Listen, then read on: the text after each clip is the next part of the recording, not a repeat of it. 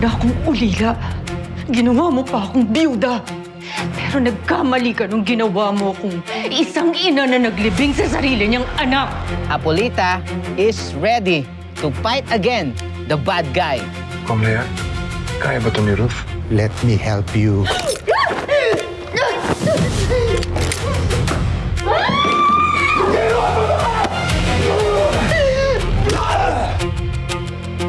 Ang anak ko. Joshua! Maraming babaeng nagkakandara pa para pakasalan ka just to have your name. But you just want to settle for a cheap, irrelevant woman!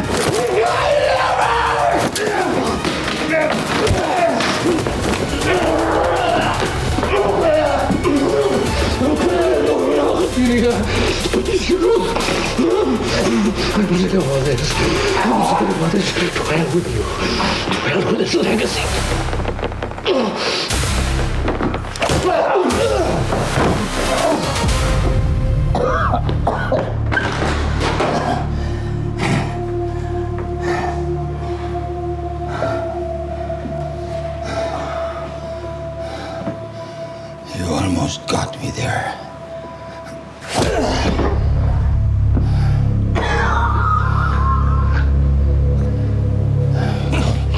Ikaw nang bahala dyan.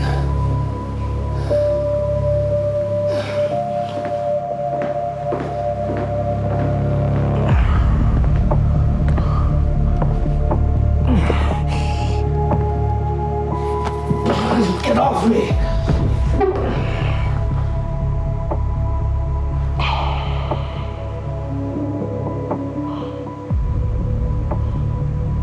What? Ano tinitingin-tingin mo dyan? Pasensya na, boss. Walang personalan. Trabaho lang. Traidor ka, Dwayne. Sa mga ahas. Not my game, pero... good move. Bakit? Hindi ba kaya yung ginagawa ko? What? Tatry ko rin ng tatay mo.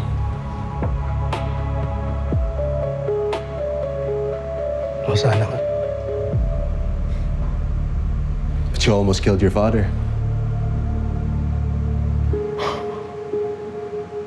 Almost. Pero darating din yung araw.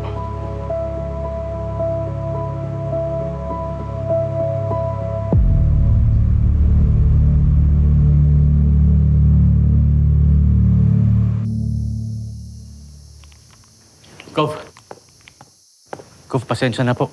Importante lang. Better make damn sure na importante yan, ha? Kita mo nun, papagaling ako rito. Yes po, pero baka di kayo maniwala. Ano yan? Hindi po ako nagkakamali, Kov. Nakita ko po si Ma'am Lea.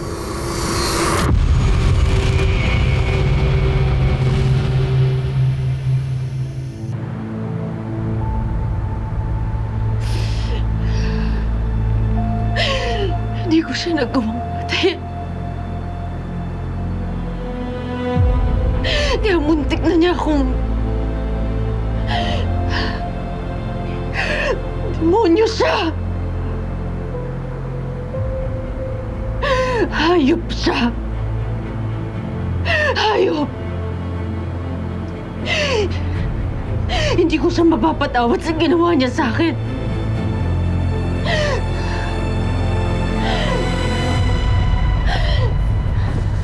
Ruth, nandito lang ako. Alam kong masakit at mahirap ang pinagdaanan mo sa kamay ni Gaspar. Pero gamitin mo yung galit mo para lumakas ang loob mo at makaganti ka sa kanya. Galit din ang nanaig sa akin. Kaya napagplanuhan ko lahat to. Bawiin ko lang ang anak ko si Joshua.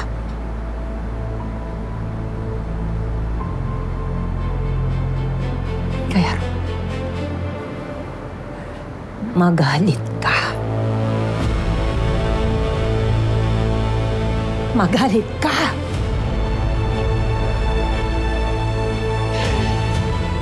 Gagawin ko ang lahat para pabagsakin si Gaspar.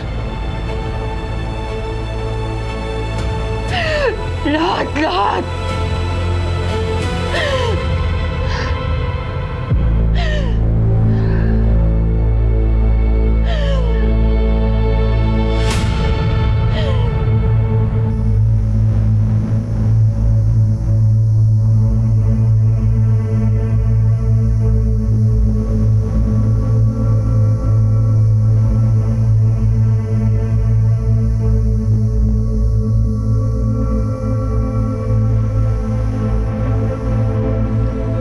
You came back from the dead para maghiganti at pabagsakin ako.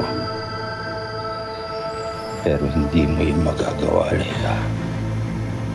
Hindi mo yan magagawa.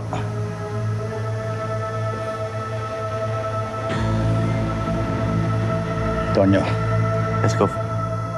subukan mong gumawa ng leak para magkaroon ng gathering ang mga lords. Pero Boss GM, baka malaman ng mga kalaban. That's exactly my point.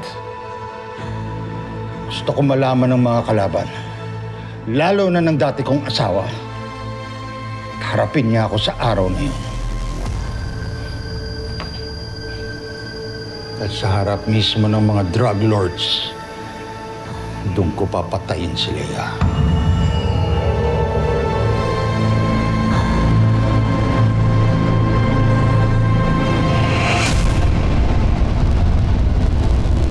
Ano? Ginawa ni Gaspar yun kay Ruth? Demonyo talaga. Kamusta si Ruth, ma'am? Hinatid ko na sa kanila. Sumusobra na talaga yung Gaspar na yan. Pati si Ruth pa naman, ma'am. Aaron, huwag mo muna tong sabihin kay Mateo. Pero ma'am, asawa siya ni Cho. Kaya nga, pag nalaman yan, magkakagulo. Masisira lahat ng plano natin.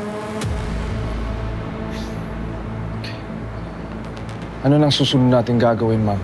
Para mapatumba na yung hinayupak na Gaspar na yan. May nagtip sa akin. Pinapatawag daw ni Gaspar lahat ng ulo ng sindikatong hawak niya. Which makes sense. Nasa kanya na ang USB, di ba? Kaya hawak na niya ang sikreto ng kapwa kriminal niya. Balang araw, magiging kontrolado na niya lahat. So, kailangan natin maghanda. Si Gaspar ang kailangang maghanda. Dahil sa gabi na yon, matatapos ang paghahari-harian niya.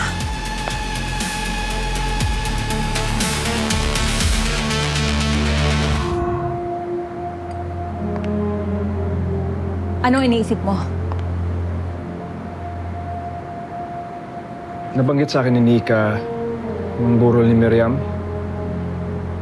Pinagbantaan si Madre Regala ni Gaspar.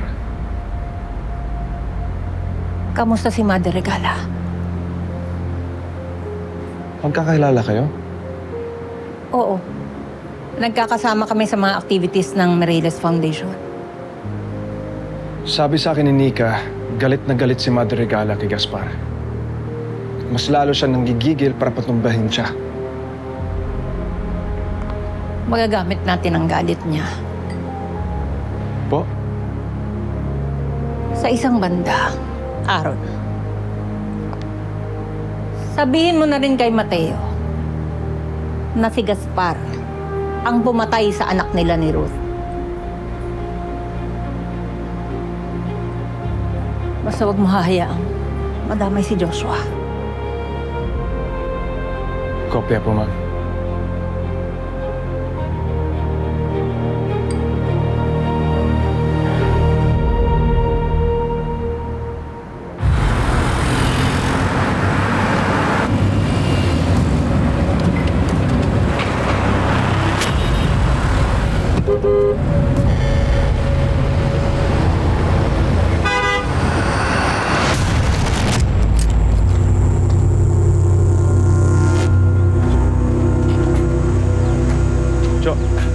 Sister, Ron, balita. Oh, Aaron, nandito ka pala. Sige, manananghalian na kami. Sumabay ka na. wag na po, sister. Di na din ako magtatagal. Pumunta lang ako para magpaalam na sa inyo. Oh, bakit? Saan ka pupunta? Bakit ka alis? Cho, para sa protection nyo, hindi ko na lang sasabihin. Aram, alam mo, hilig mo sa ganyan. Ang hilig mo magsikre-sikreto. Ano ka pa talaga? Cho, Anong, Cho? Kakampi ka ba talaga namin? Cho, kaibigan mo ako. Talaga, Aaron? Aaron, sorry Pero sa dami ng duda ko at tanong tungkol sa'yo, simula nang pumunta ka dito sa amin ni sister, pinagkatiwalaan kita. Tapos anong gagawin mo? Alis-alis ka basta-basta? Nang walang paliwanag? Ano, babalikan na sa amo mo? Espiya ka ba? Mission accomplished ka na, kaya babalikan na doon sa amo mo? Tatridorin mo kami ni sister? Cho, hindi totoo yan. Tauhan ka ni Gaspar, di ba? Kapal ng mukha mo, Ang kapal mo, tapos si sister pa na walang ginagawa sa'yo, kundi puro kabutihan lang. Siya pa yung gaganituin mo? Ha? Ano? Tatitusin mo kami? Hindi Dahil kay Gaspar? Hindi ako tauhan ni Gaspar! Sandali nga! Sandali! Tumigil kayong dalawa! Aaron, di ba sinabi mo sa akin noon na pareho lang kayong kriminal ni Mateo? Pero bakit siya pinagkatiwalaan ko? Ikaw hindi. Ngayon, buong-buong binibigay ko sa iyo ang pagtitiwala ko.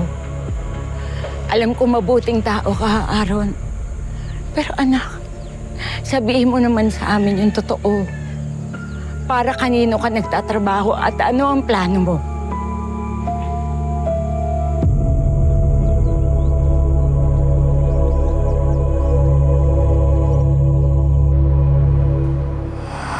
Alam ko nalulungkot ka sa pagkawalaan ni Mateo. And I know that Joshua can satisfy you. Ako bahala sa'yo.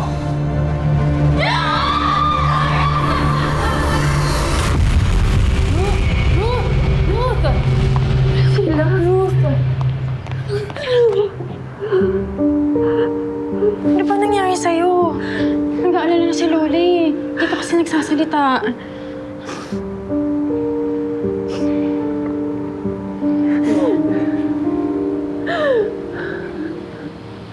Sister,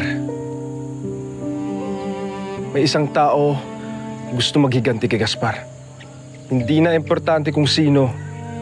Ang importante para parehas tayo ng intensyon na matapos ang kasamaan ni Gaspar.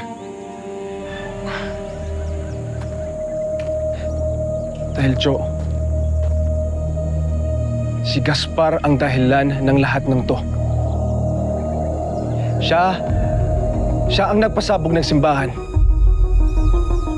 Siya ang pumatay kay Miriam.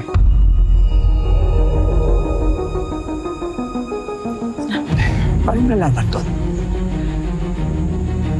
Nakalaban ko si Dwayne nang pasukin ko ang mundo ng mga Mireles.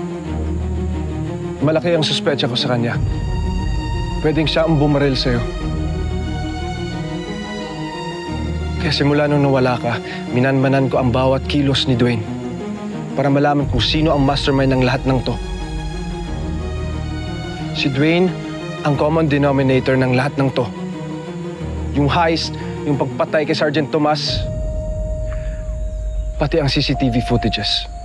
Nakita magkasama sila ni Rick ang nagplanta ng bomba sa simbahan. At ang lahat ng ito, iisa lang ang taong pwedeng mag-utos. Si Gaspar. Matagal na tayo minamatyagan niya ni Dwayne. Pati yung roving school natin. At siya rin ang kasama ni Gaspar sa buro ni Miriam. Nagulat nga ako na pati ang roving school natin alam ni Gaspar. Tama, sister. Tama kayo na hinala. Si Dwayne ang totoong kanang kamay ni Gaspar. Bato ni Joshua? Join, hindi ko na alam.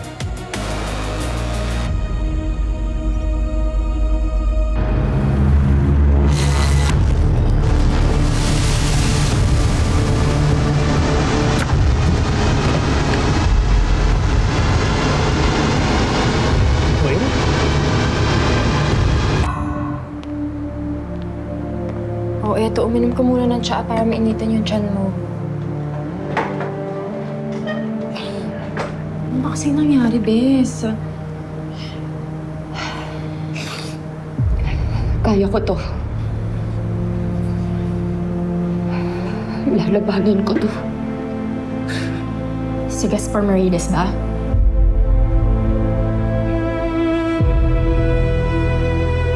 Sheila, ano? Hindi tayo ligtas. Paniguradong babalikan ka nun.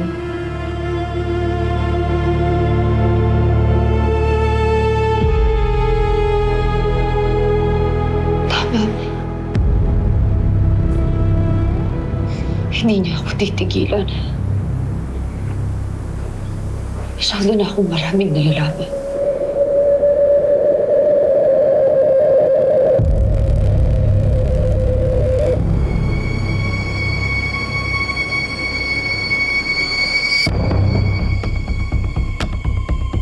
Kaya kailangan ko nang gawin to, Jo. Haharapin ko na si Gaspar, kailangan ko siya mapaamin. Para matigil na yung kademonyohan niya. At mabigyan ng hustisya ang anak mo. Aaron, paano mo ito gagawin? Paano mo makukuha ang confession ni Gaspar? Sister, may nakarating sa aming impormasyon. Magkakaroon ng party ng mga leader ng sindikato sa mansyon ni Gaspar. What is this? Boss, What is this? sumama ka na lang para hindi ka masakpan.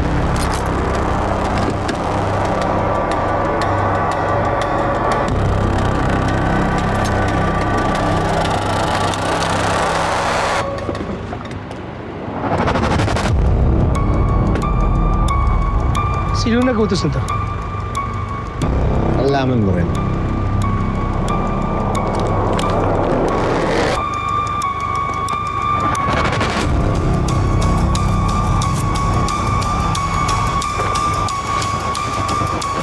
Okay, yun na.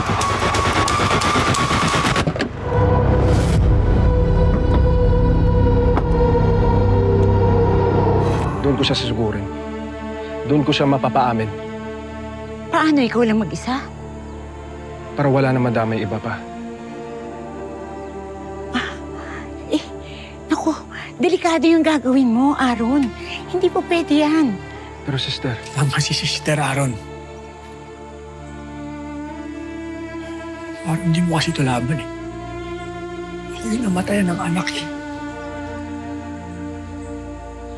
Laban ko to para kay Miriam.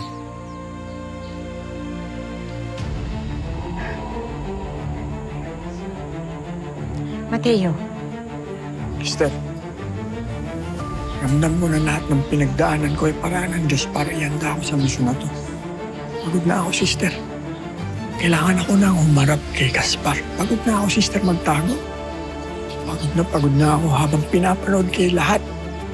Naprotektahan ako. Ayoko na po na may kahit isang buhay pa na magbubuhis para sa akin. Pagod na ako muna ng kaibigan. Ng pamilya. Ako ang haharap kay Gaspar.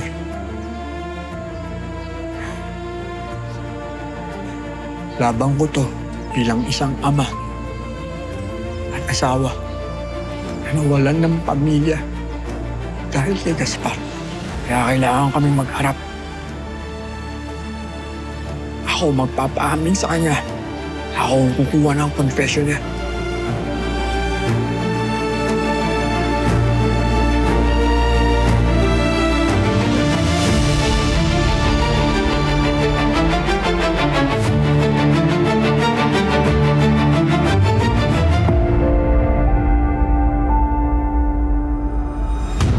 It's time.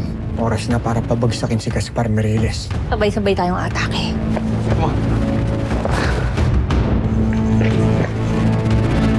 Sino ka? Pinakamatindi niyang kaaway. So, ano ba talaga ang nangyayari? At bakit ako magpapaliwanag sa'yo? Kilala mo ba kung sino ako? Bakit ako ang tinatanong mo? Sinong kasabot mo? Kakampi natin ang Diyos dito. Handa ka na ba? Anong kailangan kong gawin? Tapusin na siya. Sisiguraduhin ko pababagsakin kita. Nakanda na. Hello mga kapatid, this is JM De Guzman of My Best Friend Eman. Tuloy-tuloy na natin to best friend. Next video na agad at huwag kalimutan na mag-subscribe sa TV5 YouTube channel.